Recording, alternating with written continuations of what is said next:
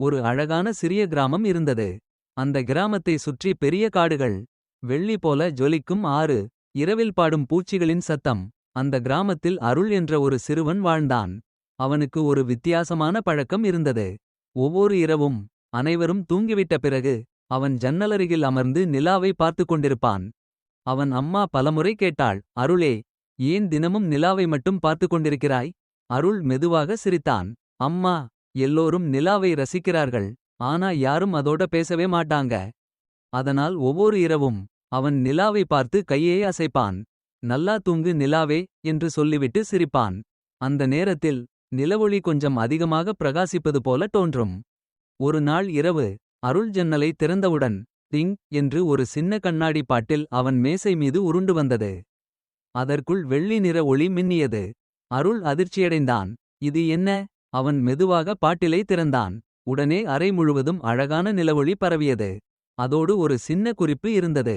அதில் எழுதப்பட்டிருந்தது, எனக்கு கை அசைக்கும் சிறுவனுக்கு அன்புடன் நிலா. அருளின் கண்கள் பெரிதாயின. நிலா எனக்கா இதை அனுப்பியிருக்கிறது? அந்த இரவு அவனால் தூங்கவே முடியவில்லை. அடுத்த நாள் இரவும் மற்றொரு பாட்டில் வந்தது. இந்த முறை அதற்குள் நீல நிற ஒளி இருந்தது. அருள் அதை திறந்தவுடன் அவன் வீட்டின் உலர்ந்த பூக்கள் எல்லாம் உடனே மலர்ந்துவிட்டன.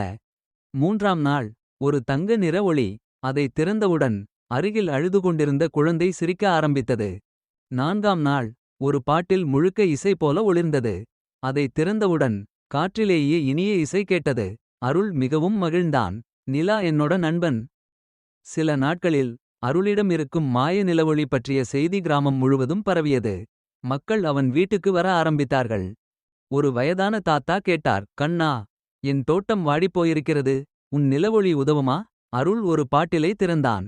உடனே வாடிய செடிகள் பசுமையாக மாறின. ஒரு சிறுமி அழுதுகொண்டு வந்தாள். எனக்கு பயமாக இருக்கு. அருள் ஒரு வெள்ளி நிற ஒளியை திறந்தான். அந்த குழந்தை சிரிக்க ஆரம்பித்தது. கிராம மக்கள் அனைவரும் அருளை நேசிக்க ஆரம்பித்தார்கள். ஆனால் நாட்கள் செல்ல செல்ல அருளின் மனம் மாற ஆரம்பித்தது.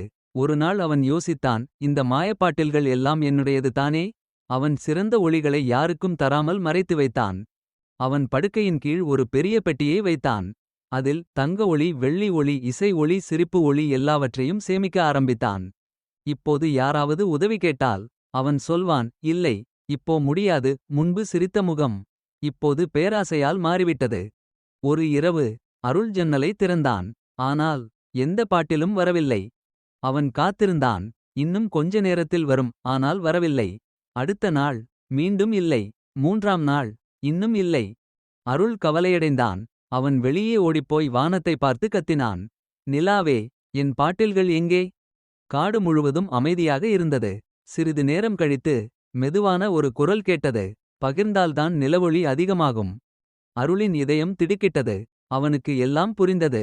மக்கள் சிரித்த முகங்கள், மலர்ந்த தோட்டங்கள், சந்தோஷமான குழந்தைகள், அனைத்தும் அவன் நினைவுக்கு வந்தது. நிலவொளி சேமிக்க அல்ல, பகிர்வதற்காக. அடுத்த நாள் காலை அருள் தனது ரகசிய பெட்டியை திறந்தான். அதில் இருந்த எல்லா பாட்டில்களையும் எடுத்துக்கொண்டு கிராமத்துக்கு சென்றான்.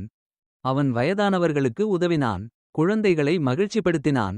வாடிய செடிகளை மலரச் செய்தான். மீண்டும் கிராமம் சந்தோஷமாக மாறியது. அந்த இரவு அருள் மீண்டும் ஜன்னலருகில் அமர்ந்தான். இந்த முறை வானத்தில் நிலா மிகவும் பிரகாசமாக இருந்தது. திடீரென்று அறை முழுவதும் வெள்ளி நிற ஒளி பரவியது. ஆனால் இந்த முறை பாட்டில் இல்லை. வானத்தில் ஒளியாக ஒரு வரி மட்டும் தோன்றியது, பிறருக்கு ஒளி கொடுக்கும் இதயம்தான் உலகிலேயே அதிகம் பிரகாசிக்கும். அருள் சிரித்தான். அந்த நாளிலிருந்து அவன் நிலவொளியை சேகரிக்கவில்லை, அதை பகிர்ந்தான். கதையின் நெறி, சந்தோஷம் பகிர்ந்தால் மட்டுமே பெருகும். இந்த கதை உங்களுக்கு பிடித்திருந்தால் இன்னும் இப்படிப்பட்ட அழகான கதைகளுக்காக நம்ம சேனலை சப்ஸ்கிரைப் பண்ணுங்க.